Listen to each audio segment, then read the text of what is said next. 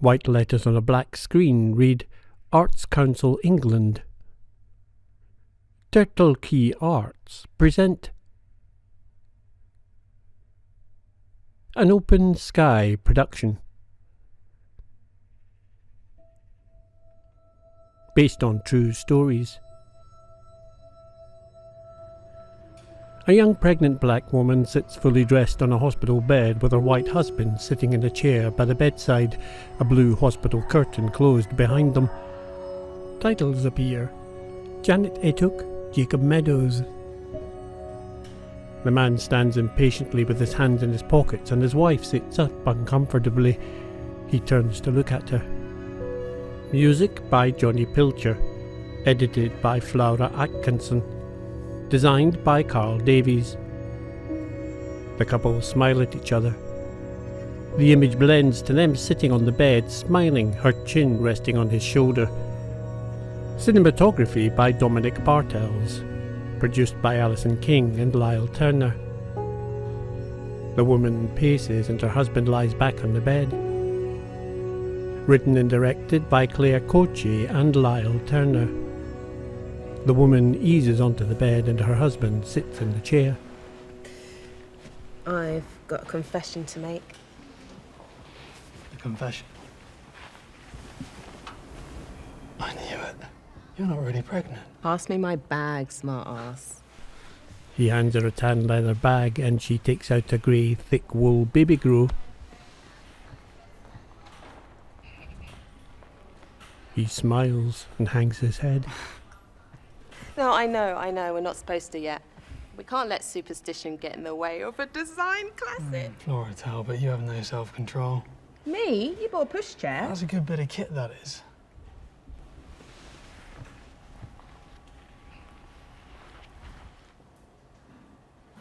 What's taking so long? Do you want me to find a doctor? No, I want you to stay here and entertain me. I'm yours to command, my lady. Tell me a story. Story? I'm nervous. Tell me a story. You're nervous because of the stories. What? From an evolutionary standpoint, we prefer dramatic stories because they contain jeopardy. Yeah. That instinct helped us survive in a more hostile world. It prepared us for fight or flight. But it also created a species prone to catastrophic thinking. You were telling yourself all the stories that could possibly go wrong, and that's what's Alfie, don't be a twat. Yeah, sorry. I'm nervous. Just tell us both a story. Something life-affirming. About a man and a woman who, against all odds, defied everything and everybody to live happily ever after. A fairy tale. In which a handsome woodcutter named Alfie Keane... Always a star in your own film. You can at least change to the name. Okay, how's about... Ulf. Handsome, earthy, strong. Ulf. Sounds wolfy. Nice. He sniffs up her body and into the crook of her neck. Oh, wait, what's my character name? Powder. Valda. It's the old Icelandic term for the folded wing of a hawk about to take flight. Okay then. Ulf and Falda. Tell me their story. Well, once upon a time... Really? Okay. Properly. When was it? Snow begins to fall. When was it not? They look about the room. Snow drops into the palm of her hand and she gets out of bed.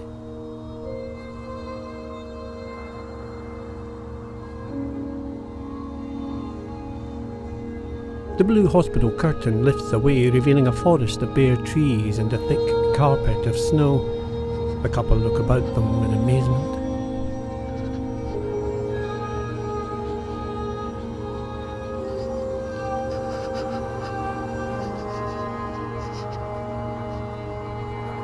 He wraps his arms around himself. She looks at him.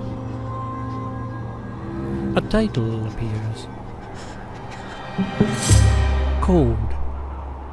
The word explodes into powdery snow.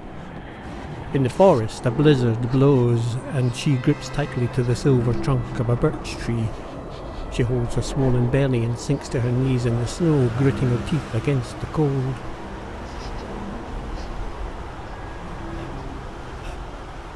She crawls to her husband, and they stand, wrapping their arms around each other for warmth.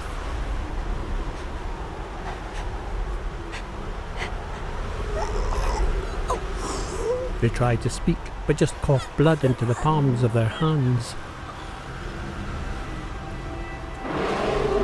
They look round at the sound from the forest and stand close as a title appears. Chapter 1. Words do not belong here. Ulf and Falda are rendered unable to speak. Here in the forest of the... and the word at its own. Lost. Huddled together, they stumble between the trees.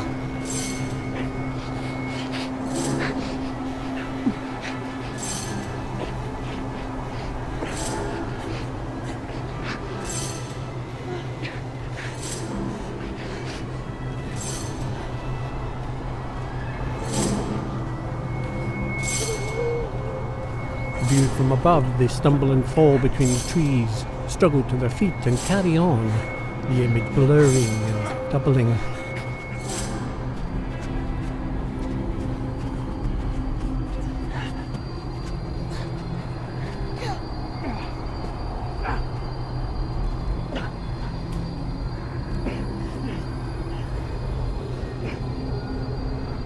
They happen upon a clearing with a wood cabin.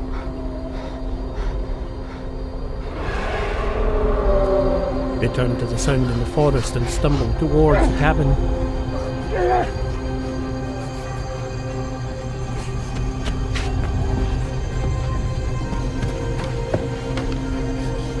He forces the door open and they go inside.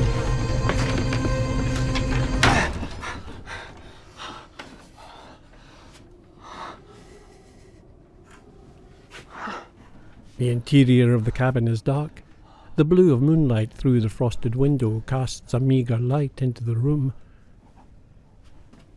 Falda goes to the iron-framed single bed and takes a wool blanket, wrapping it around her shoulders.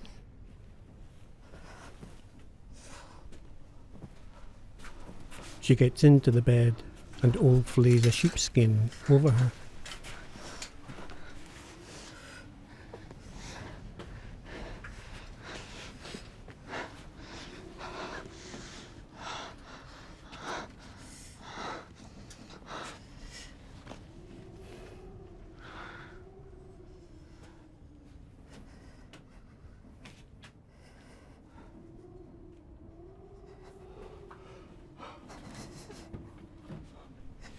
Ulf takes an axe from the wall by the door.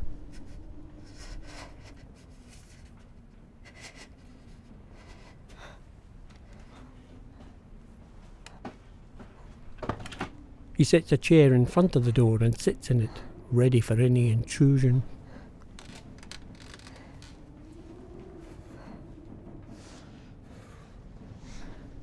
He sits with his eyes fixed firmly on the door. Falda sleeps. The picture fades.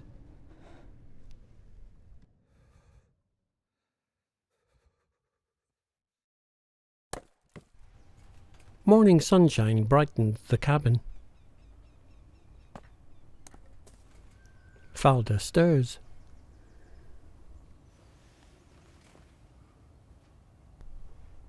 She sits up drowsily,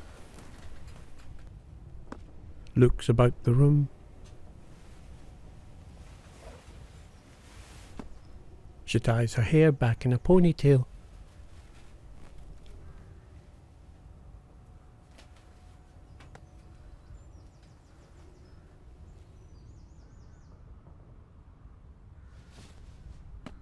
Gets up. She goes to a shelf and picks up a small bundle of dried white flowers.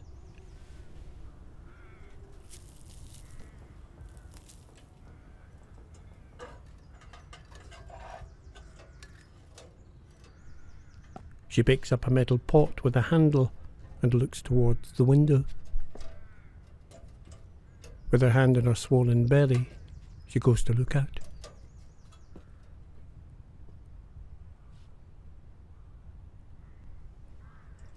She picks up a fur coat and sniffs it.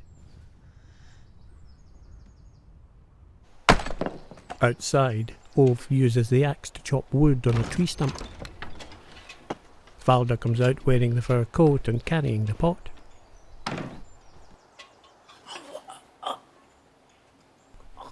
She tries to speak, but just coughs blood into her hand.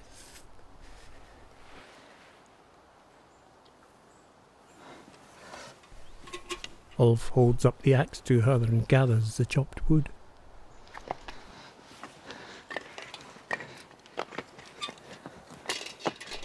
Valda gets onto her knees and scoops snow into the pot.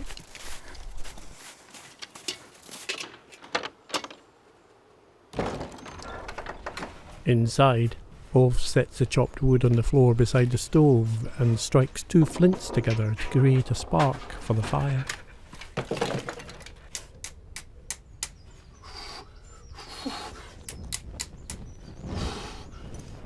He blows on the fire. It takes, and he adds kindling. They both get round it.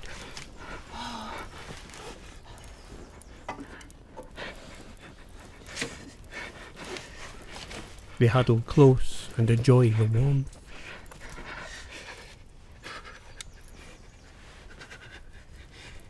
Later, a gentle flame burns behind the iron grate. Ulf whittles a 2-pronged fishing spear from a branch. Valda sits contentedly beside him, enjoying the heat from the stove.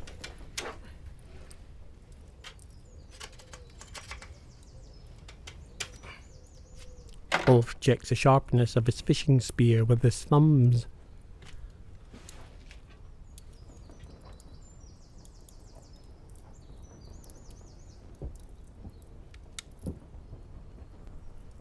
He gets up and checks his spear's alignment and demonstrates, spearing towards the floor.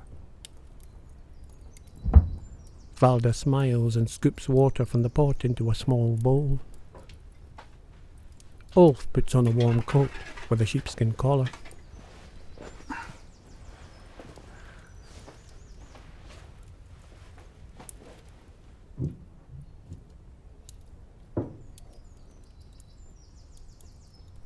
He turns to look at his wife. She drinks from the bowl and looks up at him.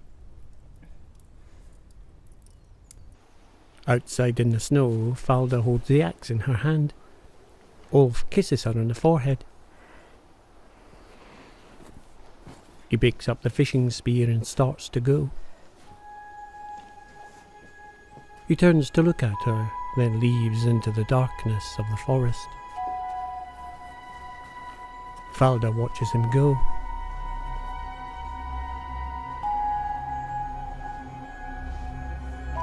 She tests the weight of the axe in her hand.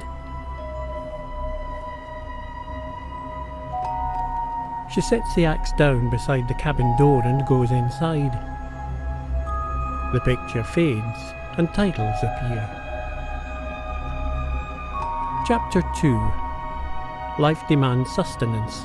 Ulf sets off to find a stream to fish. Valda will forage, and the word on its own. Alone.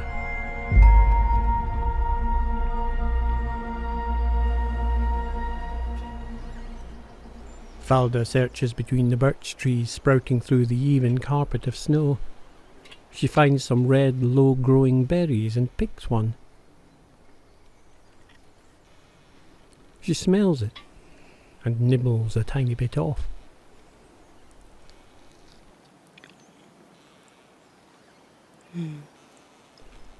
She picks more and puts them in the metal pot. She shaves the bark off a tree with a knife, tears a piece off with her teeth and tests it for taste. She pinches pine needles from a branch and sniffs them.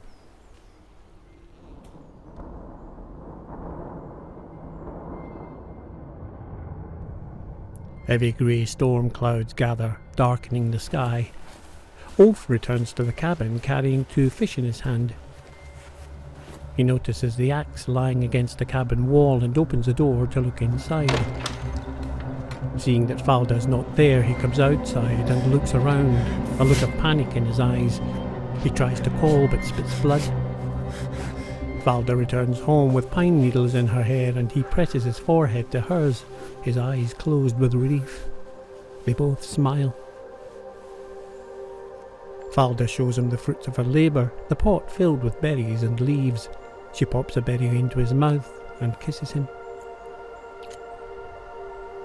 He follows her into the cabin as the picture fades and titles appear. Chapter 3. Time passes as it must. Life beats with a new rhythm. It announces the arrival of, and the word on its own, hope.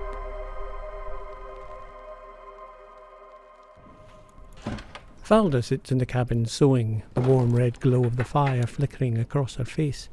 She looks up to see Ulf returning home. Falda holds up the baby's coat she's been making.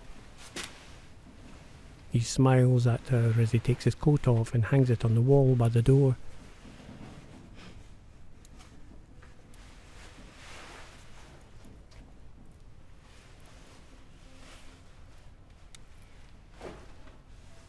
He sits on a chair facing her, leaning his elbows on his knees and hanging his head wearily. Falda takes hold of his hands.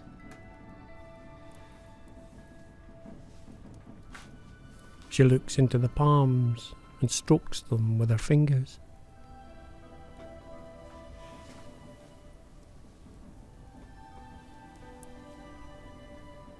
She gets up and pours some water into a basin.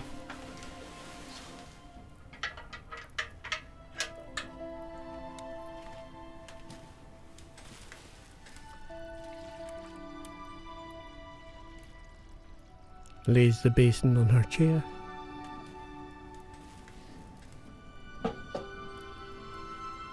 Ulf lays his forehead against her pregnant belly and she strokes the back of his neck. She lifts his arms above his head and gently peels off his pullover.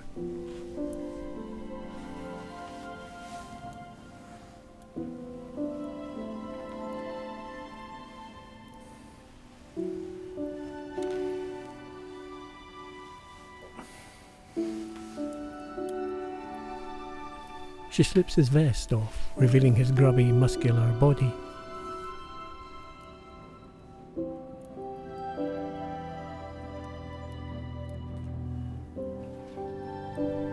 She helps him to stand.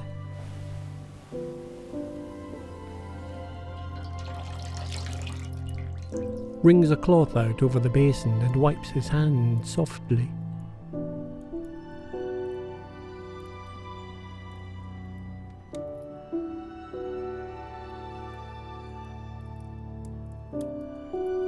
They stand forehead to forehead, and he watches her clean the back of his hand.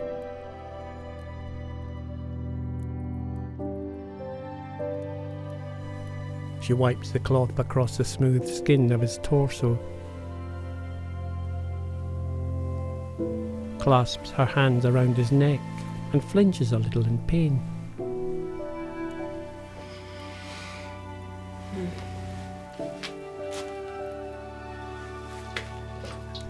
She moves the basin and sits in the chair with her back to him, and he massages her lower back.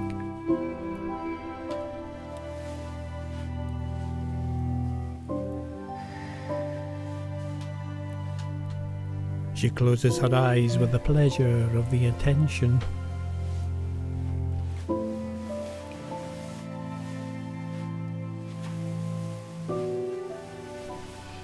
He lays his chin on her shoulder and presses his face close to hers. The picture fades to black. A grey squirrel with a red nose and front legs scrambles in the snow.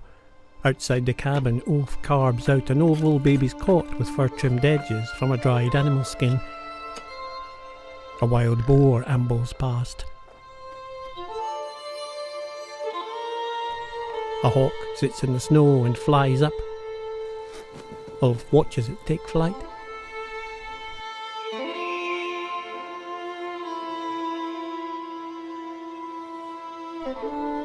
He scrapes the inside of the cot with a knife and examines his handiwork.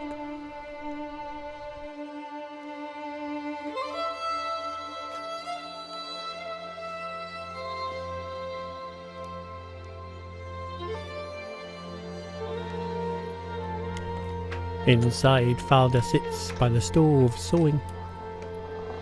She looks up and smiles as Ulf comes in and shows her the cot. She sets her work aside and he sits opposite, showing her his handiwork. She looks at it, full of admiration, and strokes the fur-trimmed curved edges.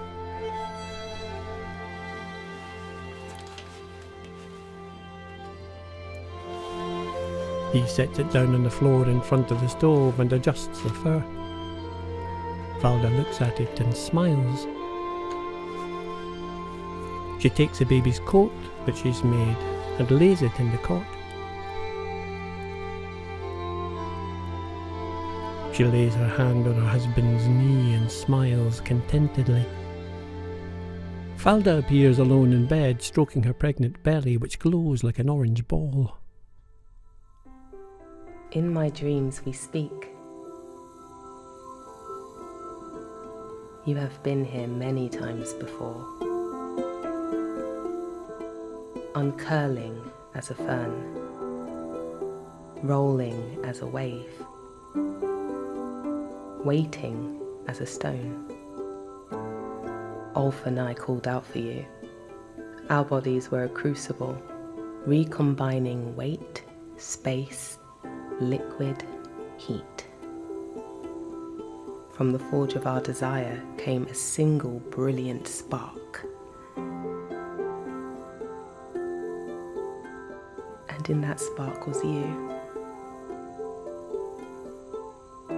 Everything you have been,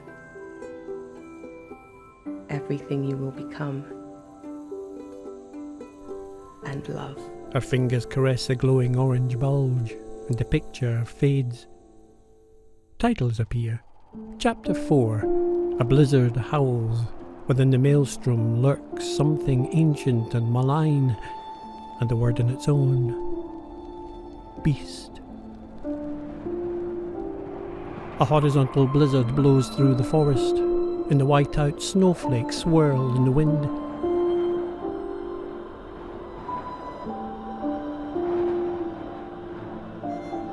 In the warmth of the cabin, Ulf sits sharpening a wood spear and Falda sits on the floor at his feet scrubbing laundry in the small basin. The image merges and Ulf stands looking out of the window while Falda continues to scrub. He turns to her as she sits on the bed, stroking the baby's cot. They sit side by side, his comforting hand resting on her knee, her arm across his shoulders. He gets up, picks up the axe and looks out the window. She gets into bed. He pulls the cover back and gets in beside her. Falda stands at the foot of the bed with her hands on her lower back, staring out of the window. The picture fades to black.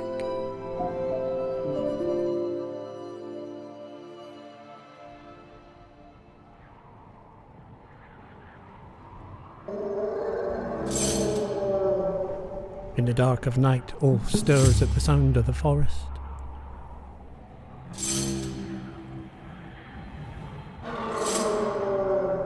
He lifts his head and looks around the room.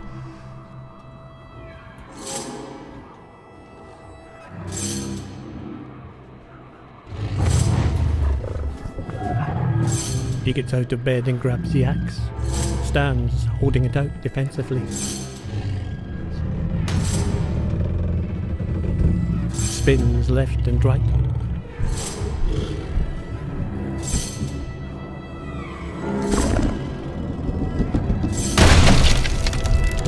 Dust showers down from the roof. He looks up and bangs the axe on the ceiling.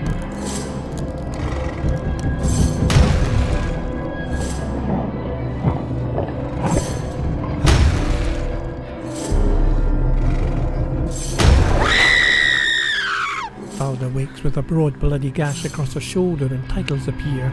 Chapter 5. Torn by invisible claws, Falda's unnatural wound will not heal.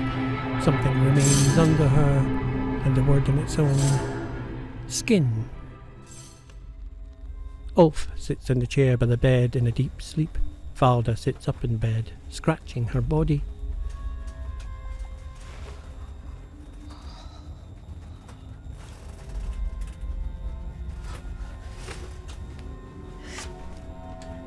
Ulf stirs as Falda clenches her teeth in pain, but scratches hard nonetheless. She sits with her feet on the floor and claws at her legs. Ulf watches her, unable to help. He takes hold of her hands and stands her up, but she pulls away, clawing at her neck and back. Ulf tries to hold her, but she fights him off and drops to the ground, scratching at her ankles.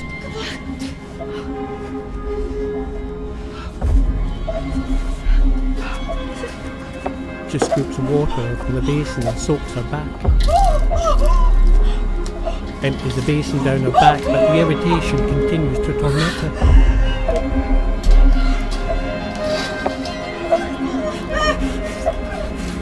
Ulf grabs her wrists and tries to pull her hands away, but she fights him until she can fight no more and he begins to relax.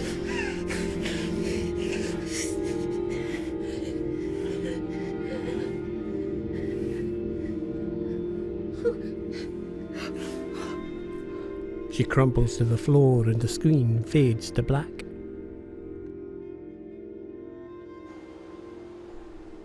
A light mist clouds the outside of the cabin. Inside, Ulf sets a hot drink on the chair by the bed. Falda sleeps. Ulf kneels by the bedside and gently touches her forehead with the back of his fingers, and she flinches. He leans forward and kisses her gently on the forehead.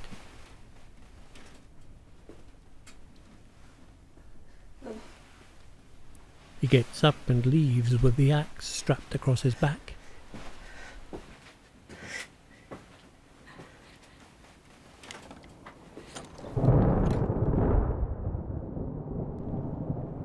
Dark heavy clouds spiral in the sky.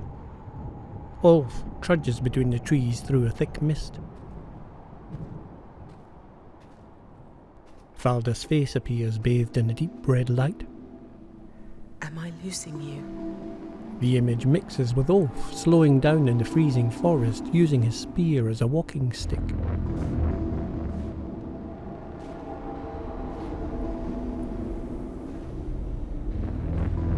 In these depths, something stirs. Ulf hunches over in the freezing air, his eyebrows and beard white with frost. Falda opens her eyes.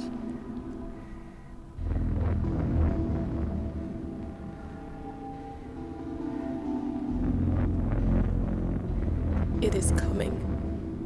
Her bulging belly glows red with claw-like fingers silhouetted inside, moving. She stares at it, eyes wide with terror.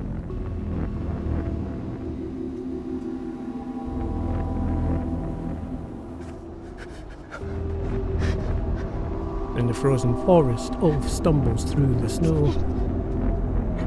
He drops to his knees and lets his spear fall, folding over for warmth. His body shivers and he rolls onto his side in the snow.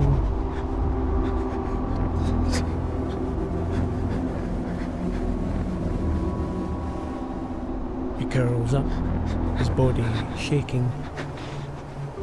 Falda lies with her eyes closed in a fitful sleep.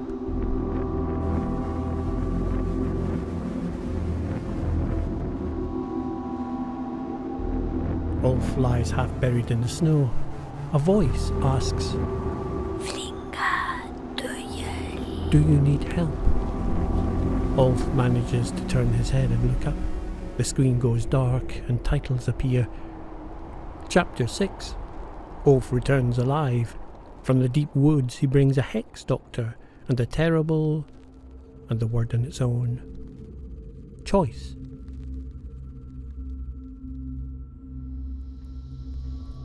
A blurred image appears of Ulf with a human-sized black crow looking down on Falda. The crow lays its black wing on her forehead. Ulf goes to the other side of the bed and holds her hand.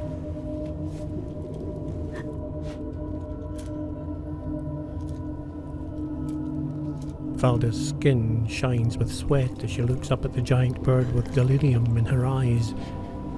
The crow wets a cloth and dabs Falda's face. She flinches away. The crow takes her hand and wipes the damp cloth along her palm and down her arm.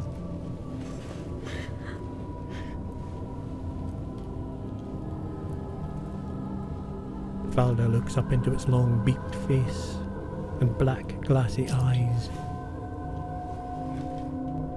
The crow lays a wing on her belly and she pulls away.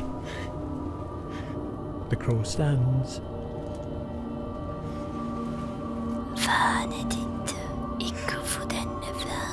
Your child is not meant for this world. It holds out a white leather pouch.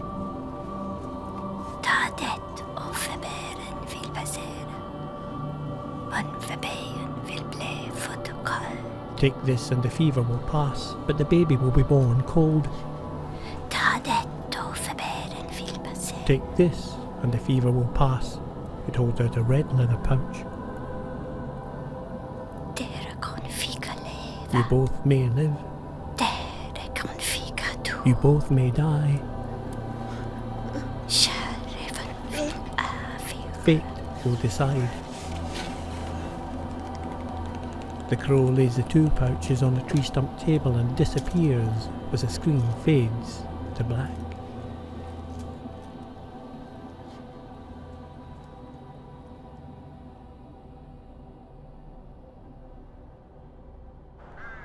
Crows perch on the bare branches of a birch tree in a frozen mist.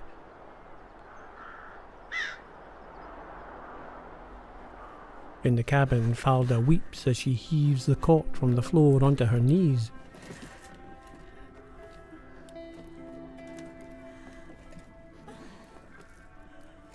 She lifts out the baby's cot from inside it and strokes it mournfully.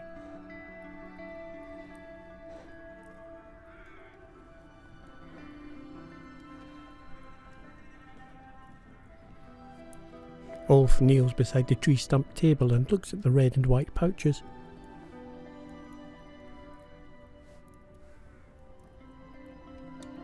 He turns to see if Falda's watching him and holds the pouches in his hands.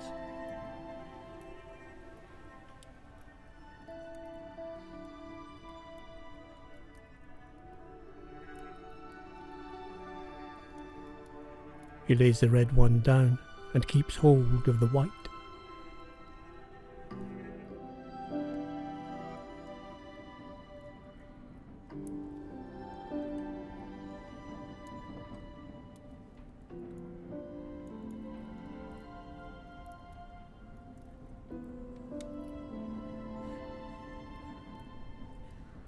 Tears line his cheeks as he opens the white pouch.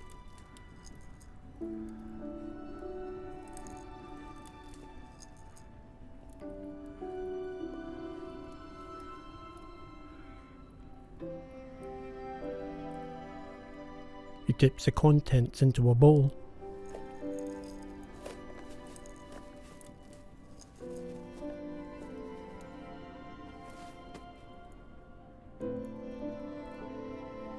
Pours water into it from the metal pot.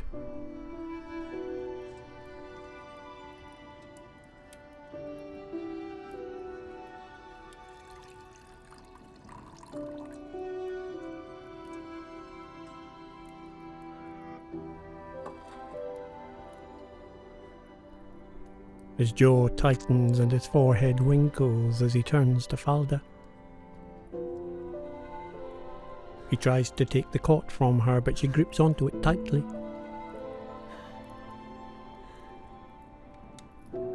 She weeps as Ulf prizes her fingers from the cot and sets it on the floor by the bed.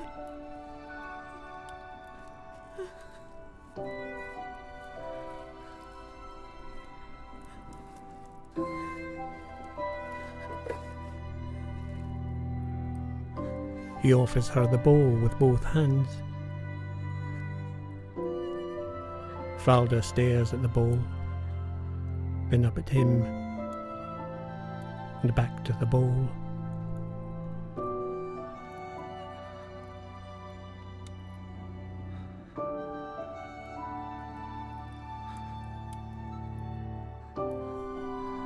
Tentatively, she takes the bowl from him.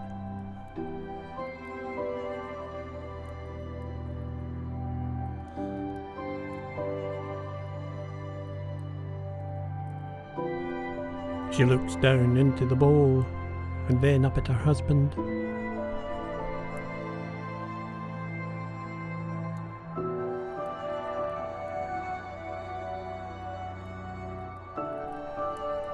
Slowly she puts the bowl to her lips and drinks. Ulf fights to hold back tears and lays a gentle hand on her knee.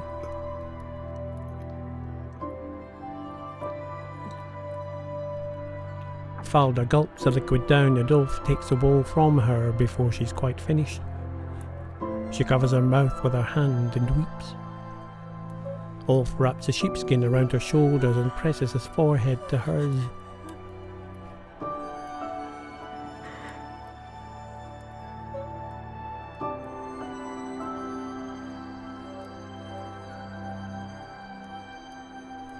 The screen goes dark and titles appear. Chapter 7. Action breeds consequence. Valda's fever is replaced with another unwelcome guest, and a word on its own. Loss. Valda looks out of the window and suddenly flinches in pain. Oh! Sitting on the tree stump outside, Ulf turns towards the sound. He turns back and looks down at the bowl in his hand. He turns again and goes inside.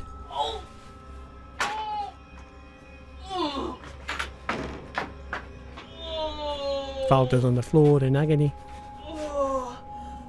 He goes to her. He helps her to sit up on the bed. But she doesn't make it and clings to him.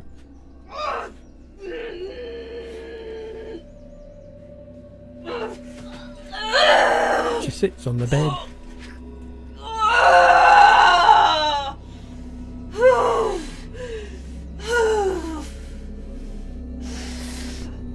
She drops onto all fours on the floor, her head to the ground.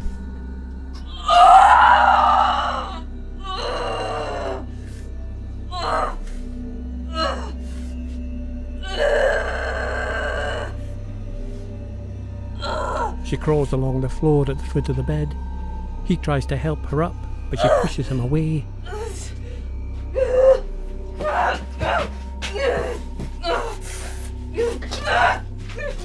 He grips her in his arms and she clings to him. She drops to the floor.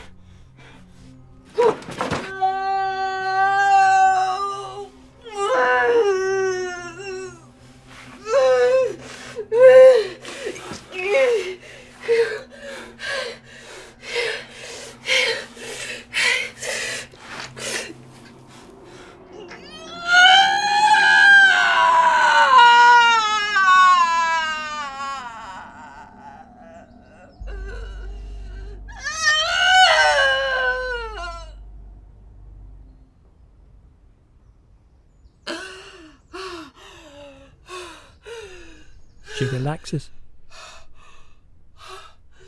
Behind her, Ulf looks to the floor.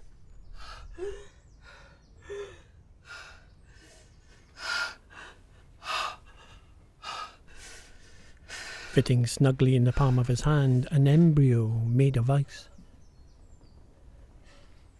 He holds it out and Falda strokes it gently with her thumbs.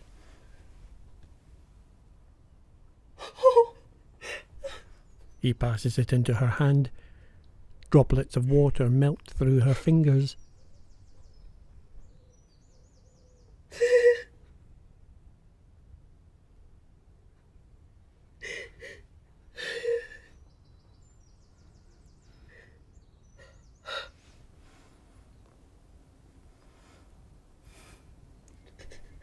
She cups it close, fixating on it.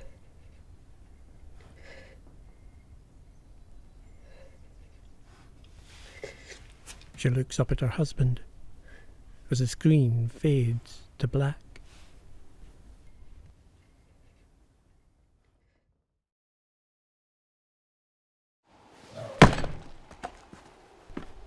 Outside the cabin, Ulf chops wood. Falda comes out, carrying the metal pot.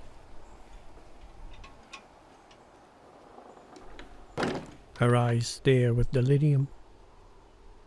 Ulf turns to look at her.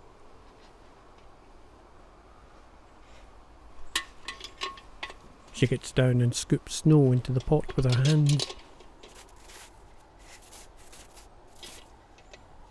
Ulf turns away and she goes inside.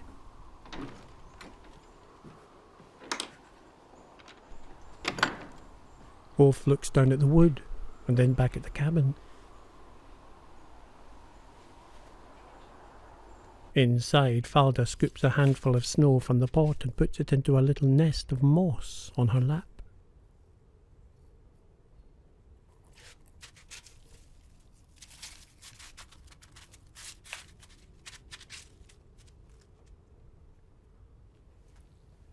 Gently, she lays the embryo on the snow and strokes it tenderly with her finger.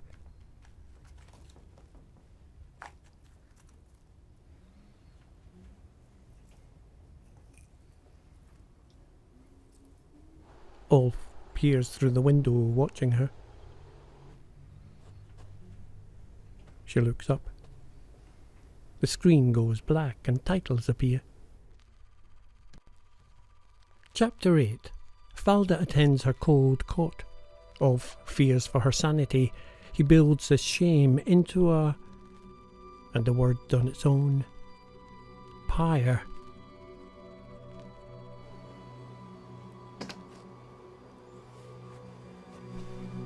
Ulf builds a bonfire with long branches.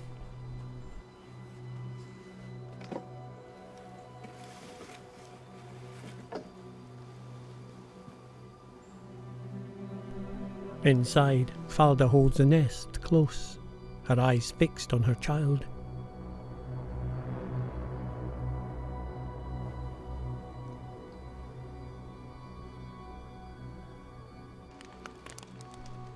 Ulf watches the bonfire burn. Without taking his eyes from it, he knocks the cabin door.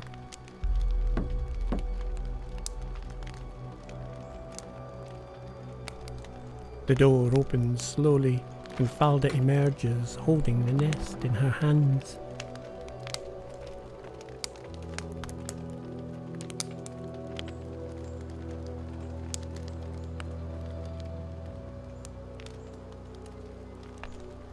Ulf reaches up and puts his hand on her cheek. They look into each other's eyes.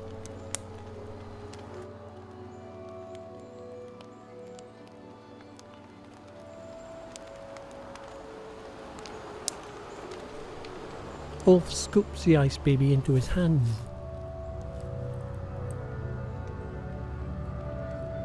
He raises his hands over the fire and drops the baby in. Falda tries to climb over him and get to the child, but he holds her back. They drop into the snow and struggle together, his arms wrapped tightly around her.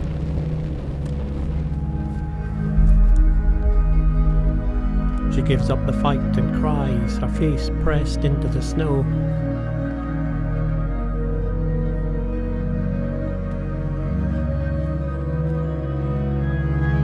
Ulf tries to comfort her, but she just lies on the ground, staring into space. And the screen fades to black.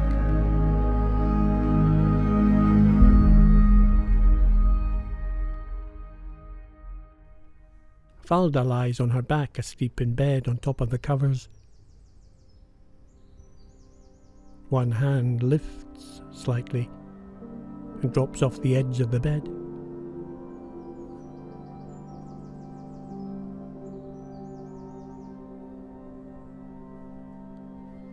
The fingers of the other hand creep spider-like along the arm and pull it back into the bed.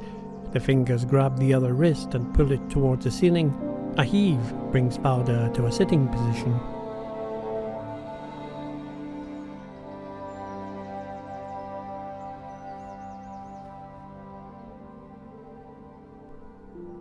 Images blend into one another as she sits with her feet through the end of the bed frame. Falls limply to one side. Rolls off the bed and onto the floor on her side. Lies face down, fast asleep. Sleeps with her bum in the air and her face on the floor. Sits up drowsily, her shoulders drooped and her arms hanging loose.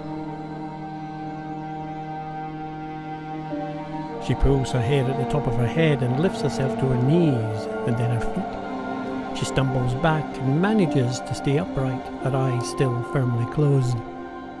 She folds her arms across her belly and cradles the missing child, weeping.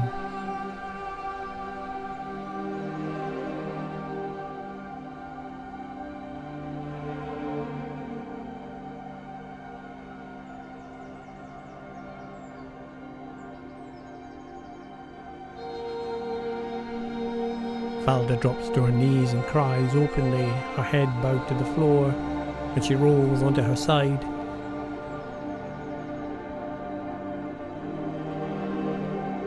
Ulf sits her up, but her focus is elsewhere.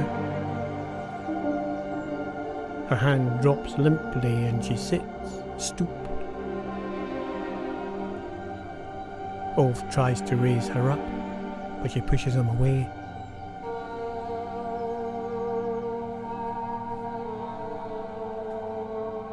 The screen fades to black, and titles appear.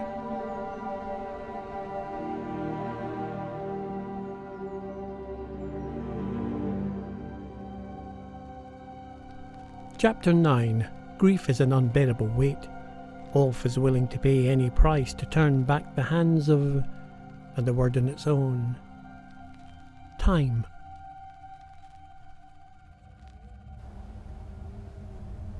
Ulf sits on the tree stump outside the cabin in a cloud of freezing mist. He gets up and kneels by the ashes of the bonfire.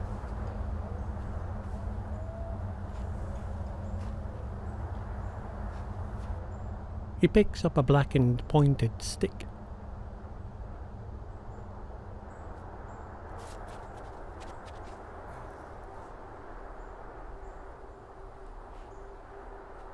Using both hands, he starts to scratch into the frozen ground with all his strength, making circles and strokes.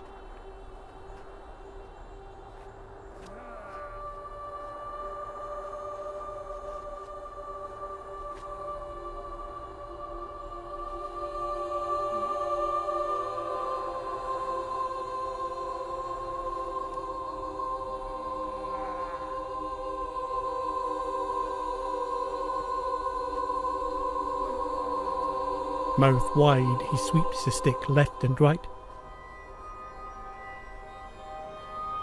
He looks up to the sky, his eyes spinning maniacally in his head. He pulls the buttons of his coat open and takes it off, discarding it in the snow. He tugs his jumper over his head and strips off his vest, kneeling bare-chested on the ground.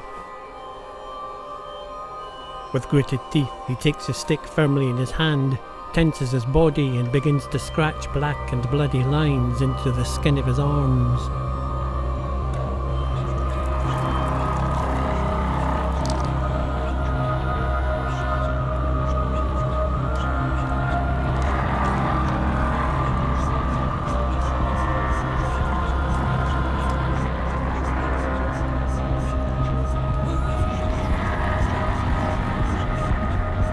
with only his face in view, his eyes clenched tight as he tears into the flesh of his chest, carving lines and circles.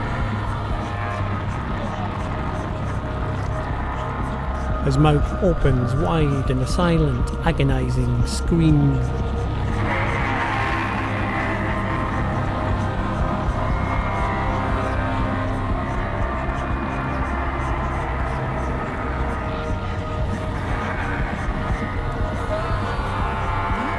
Viewed from the waist up, his pale muscular body is scorched with black curls and circles and lines oozing red. His body tenses and he screams to the night.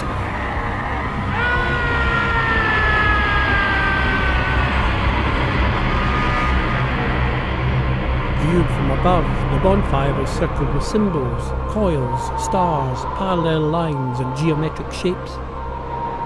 A blizzard sweeps in and the screen bleaches to white.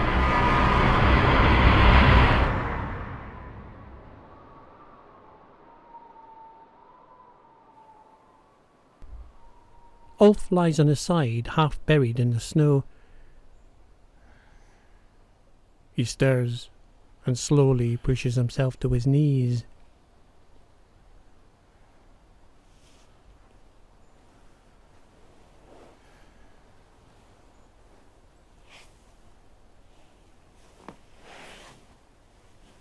He looks down at his body, which is clean and unmarked, and the bonfire has gone. He stands and picks up his clothes and walks towards the cabin.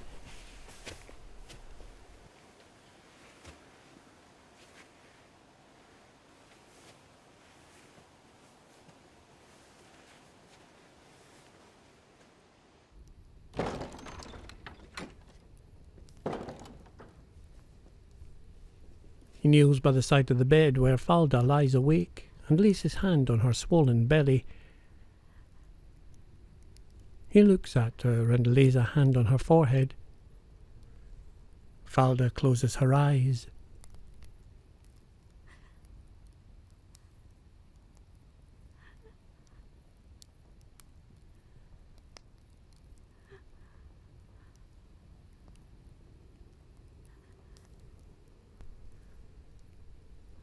He turns and looks at the two pouches on the tree stump table. You both may live.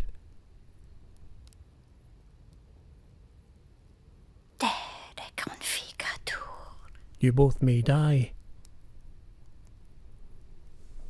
Ulf looks down at the pouches.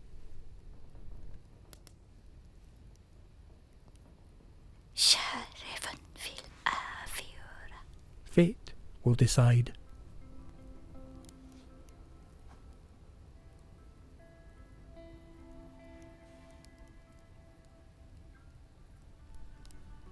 He picks up the red pouch and turns to see Falda sleeping.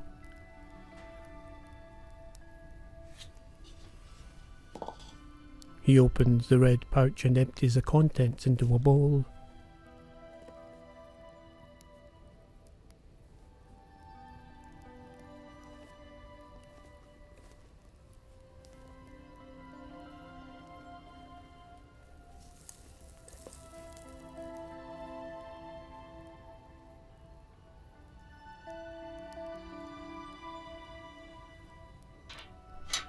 He pours water into it from the metal pot.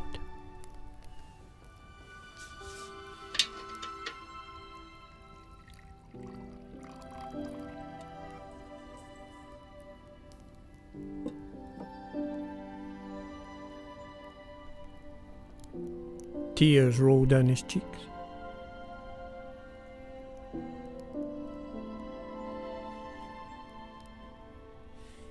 He turns to the bed and helps Falda to sit up.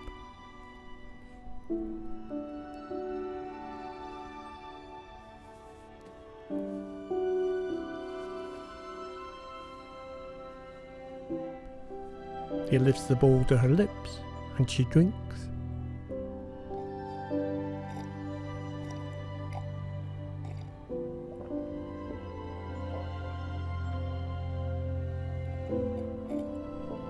He takes the bowl away and Falda sits limply, giving in to exhaustion.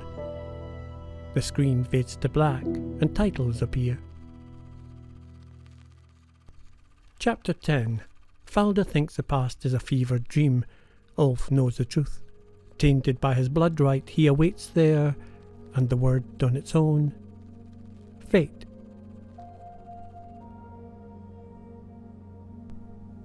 Ulf sits asleep in the chair by the bed. Falda wakes and sits up, bathed in a shaft of sunlight through the window. She stretches and looks at her husband with a soft smile.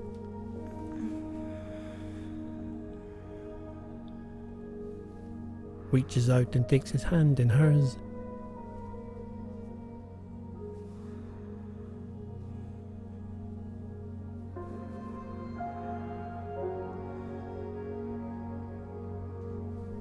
Ulf wakes and presses his forehead to hers.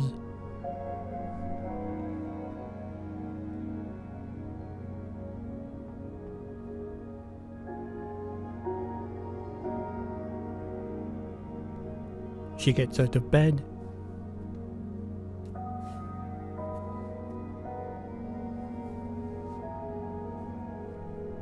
Takes a bundle of dried herbs from the shelf on the wall. She lights it on the stove and blows the dry twigs, causing them to smoke.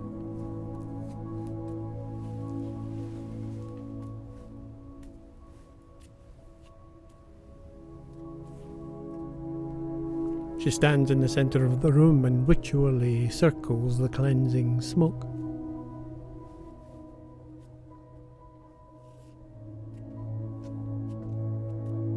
She lifts Ulf to his feet. He stands with his arms wide and she draws the smoking herbs around his arms and over his head.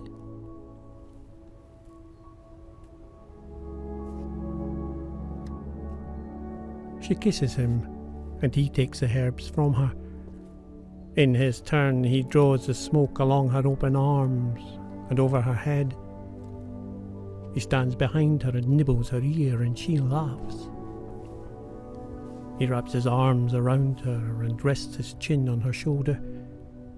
She smiles and closes her eyes contentedly and they sway together as the screen fades to black.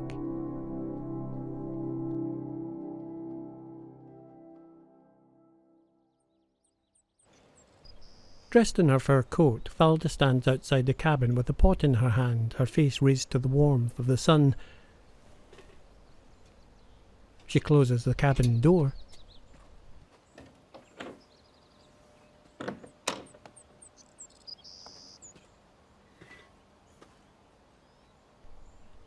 She lays her hand on her belly and walks away into the wood. At the foot of a tree, she crouches down and picks a red berry.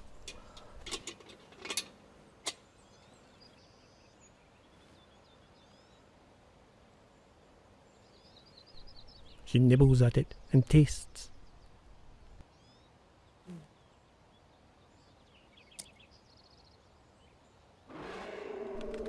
She whips round in the direction of the sound from the forest. Her belly spasms.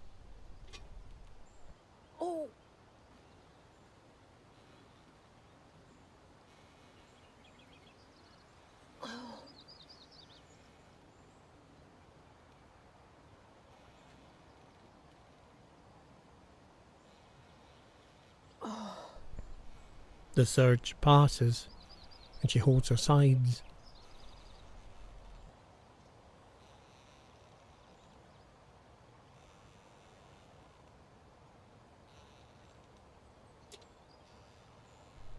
She stands with a pot in her hand.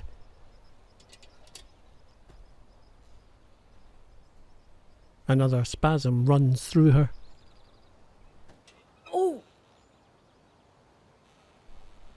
She looks down. Droplets of blood sprinkle the snow. With a look of concern, she makes her way back to the cabin. The screen fades to black and titles appear.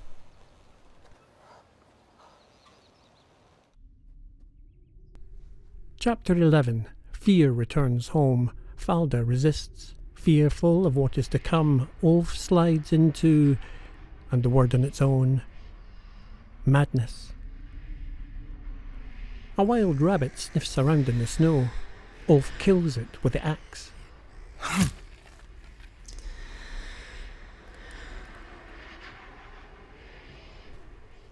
Falda lies under the sheepskin in the bed.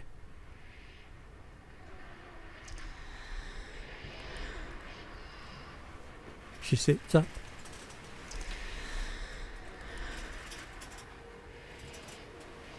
Drowsily swings her feet onto the floor and her belly spasms.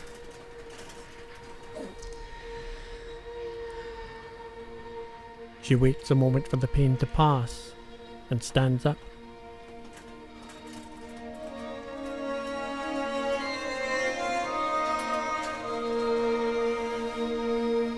She looks down and stares at the mattress.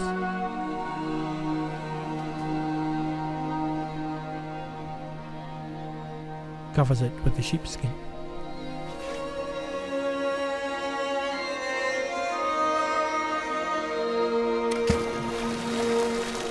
Ulf stands barefoot on a frozen rock trying to spear fish in a pond.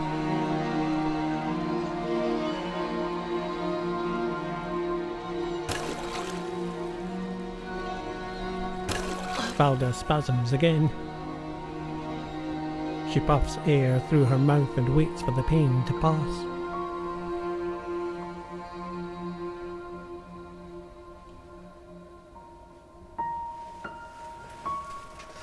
She gets back into bed.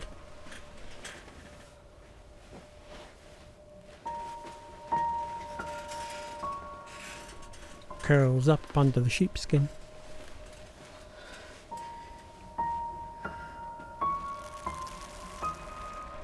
Spiky flowers of frost bloom.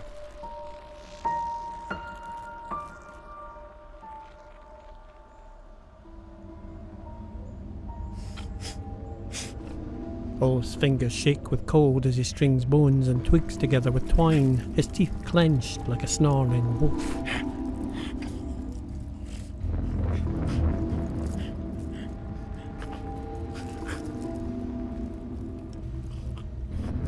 He hangs the totems on the branches of trees, and one on the front door of the cabin.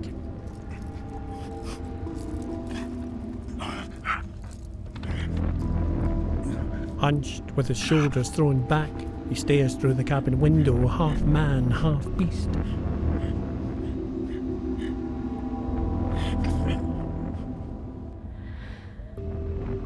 Falda lies in the darkness of the cabin with her eyes open, unable to sleep.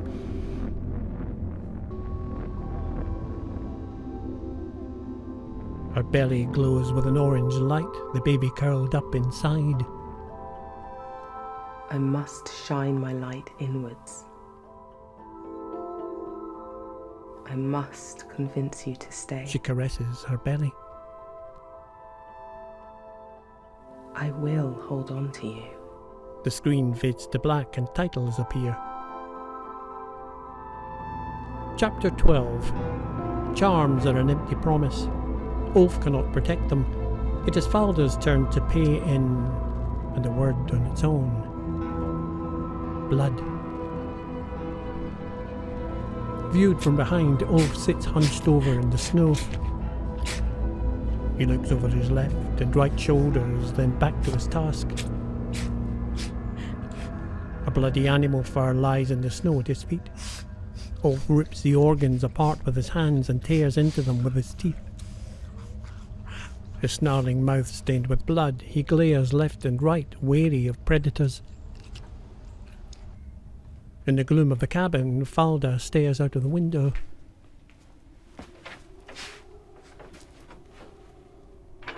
She opens the door slowly and peers outside, noticing the totem hung there by Ulf.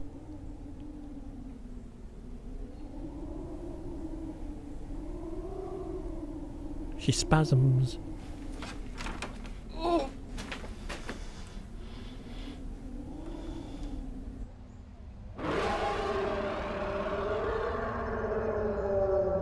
Moonlight bleaches the frozen mist.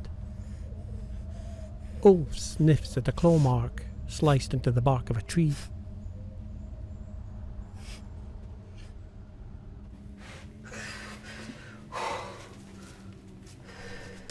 Falda paces the cabin.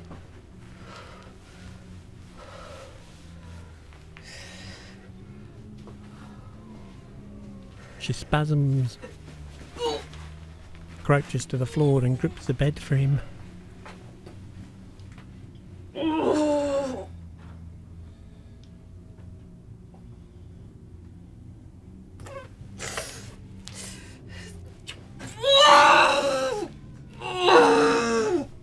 She drops onto her hands and knees, head close to the floor.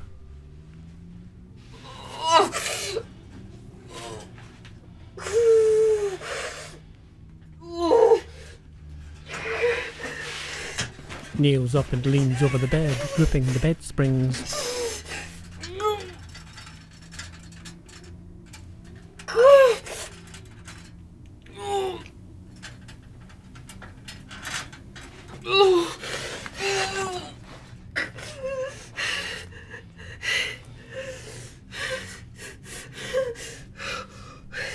She sinks back onto the floor.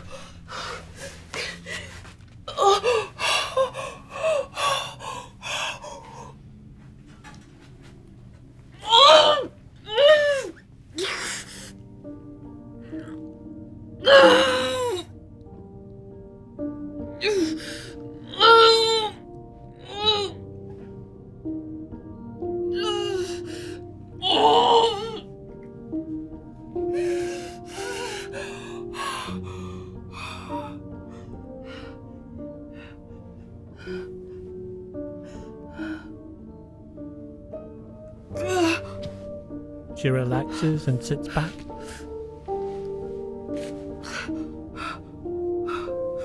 Stares down at the floor.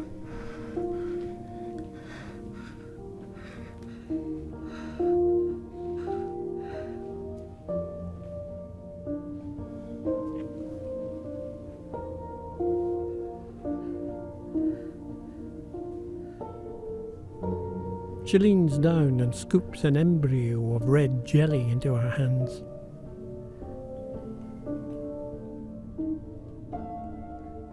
It shrinks and melts into a pool of blood in the palms of her hands.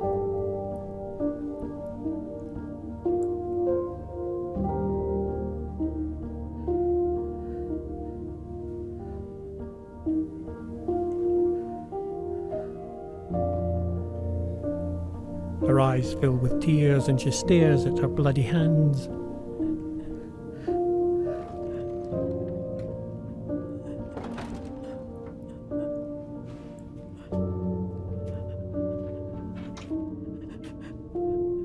Ulf returns home and she holds her hands out to him. The screen fades to black.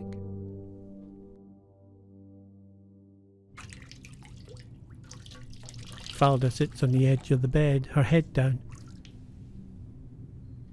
Ulf sits in the chair and washes the blood off her legs with a wet cloth.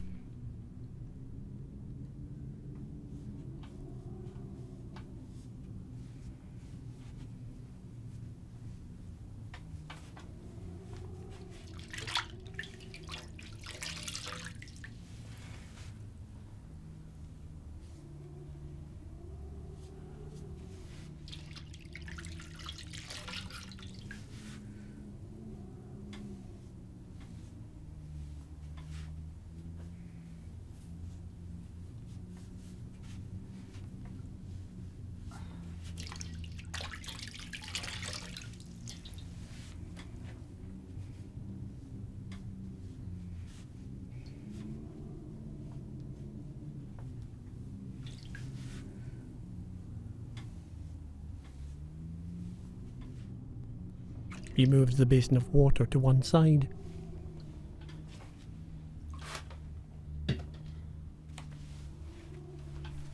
Wipes his wet fingers on his trousers and scoops his arms under Falda's legs, easing her back onto the bed.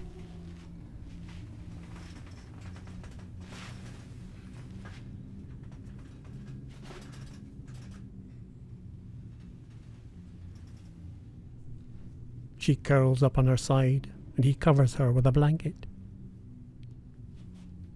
He kneels on the floor beside her and kisses her forehead as she sleeps.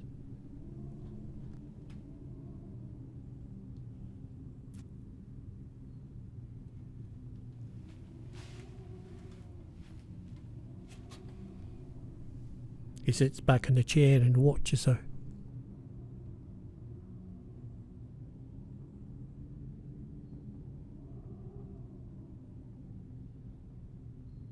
A snarling wolf's teeth appear in a flash and the screen goes dark.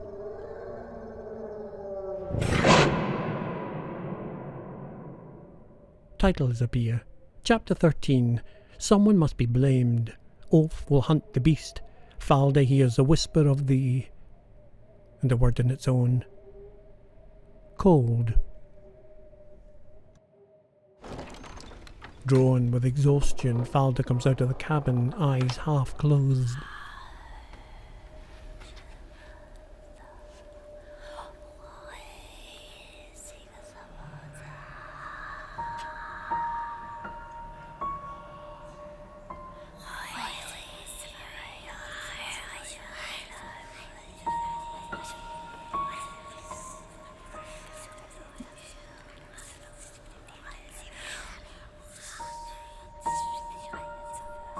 She steps one bare foot onto the snow.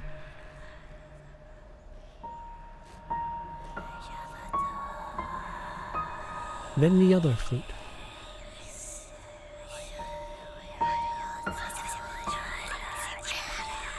Looking through the trees, her vision doubles and blurs. She closes her dark-ringed eyes. Her hand tightens into a fist and she walks towards the tree line.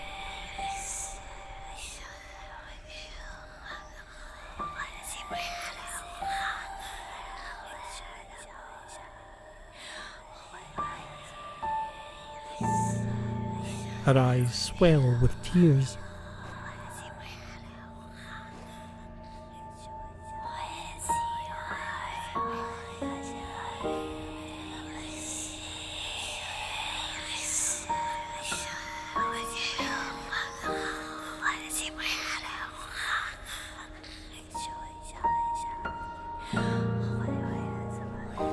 She drops to her knees.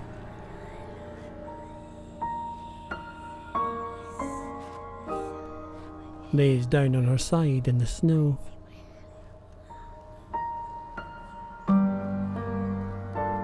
And sleeps.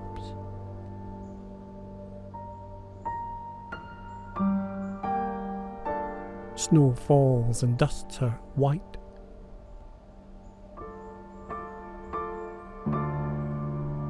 It begins to cover her.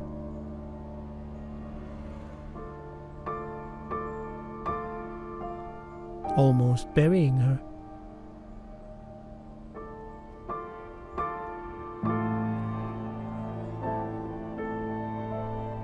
The snow falls thick and steady.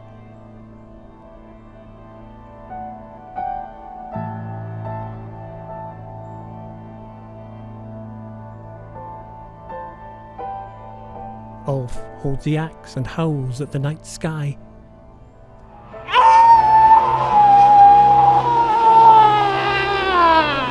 He grits his teeth, wields the axe and scans the trees.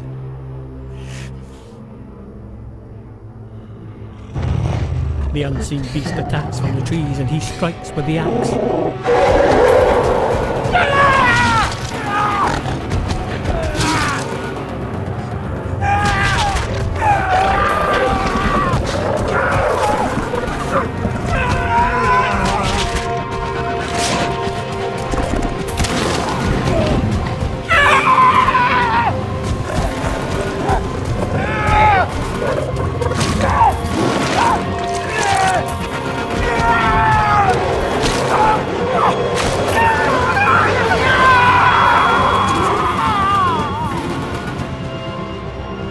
He drops to his knees, his clothes torn and bloody, and collapses onto his back in the snow with a gash across his belly and his arms streaked with blood.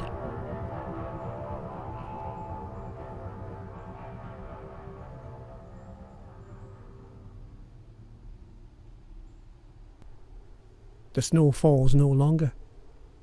Falda lies still, almost completely submerged.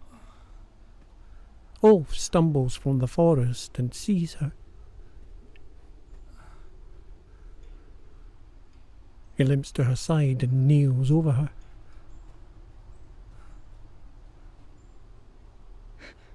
Scrapes a pile of snow from off her body. She begins to stir.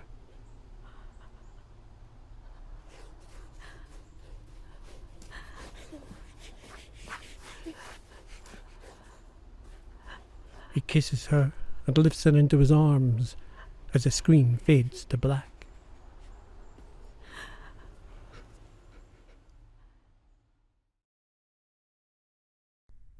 Inside the cabin, they curl up in bed together, sleeping.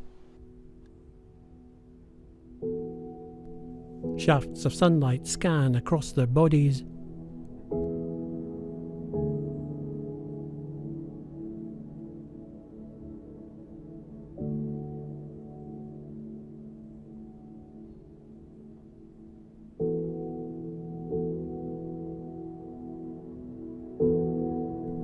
Snowdrops sprout through the snow, ice crystals melt, and green shoots dance up through the earth.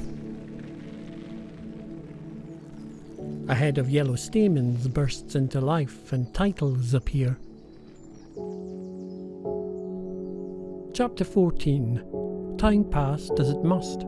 They held each other until, and the word on its own, spring. With a healthy glow in her cheeks, Falda kneels on the ground outside the cabin with a clay embryo in her hands. She smiles faintly and strokes it gently with a thumb.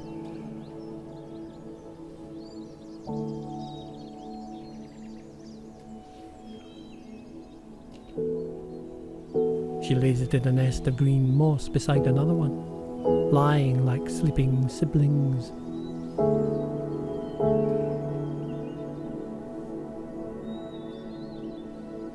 She scoops the nest into her hands.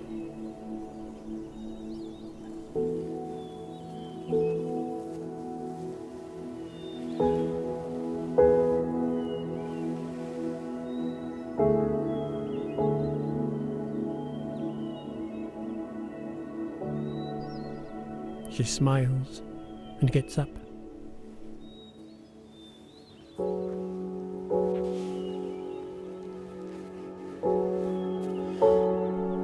Dusts herself down and goes inside.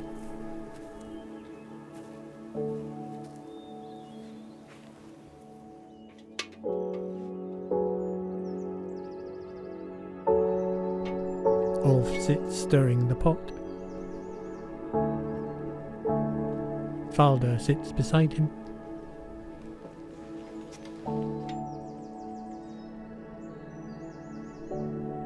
He looks down at the nest in her hands. Falda looks at him.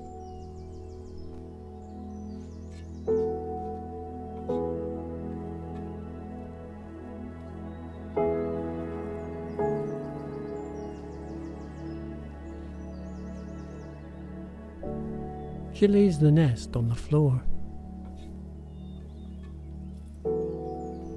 They both look down at it.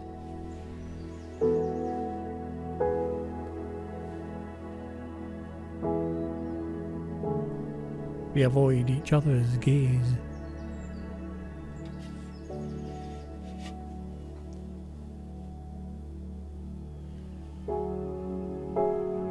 Her hand reaches out and touches his knee.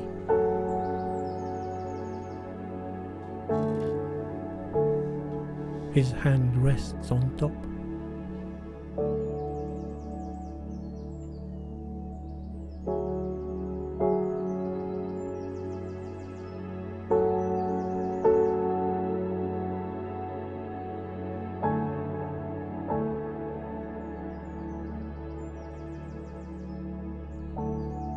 Ulf reaches down and takes the babies from the nest.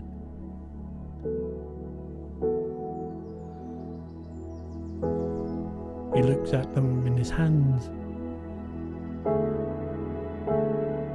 Turns to look at his wife. He sets them side by side on top of the stove. They rest, forehead to forehead.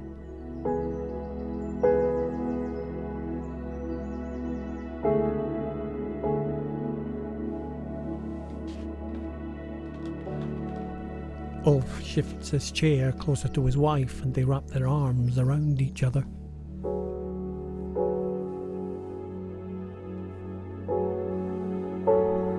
She lays her head on his shoulder and closes her eyes. The screen fades to black.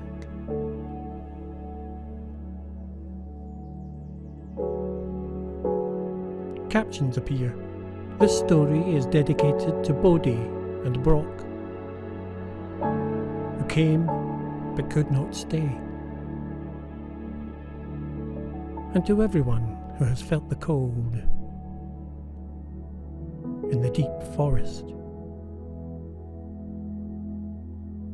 Credits appear. Open Sky, produced by Turtle Key Arts, present Cold, in partnership with the Courtyard Hereford, supported by Fertility Fest, Ante-Natal Results and Choices, ARC, and the Miscarriage Association.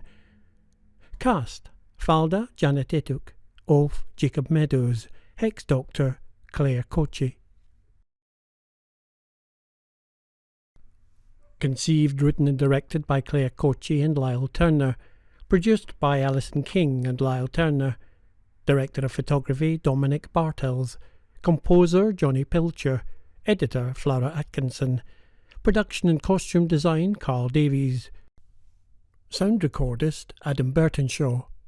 Audio description by Willie Elliott.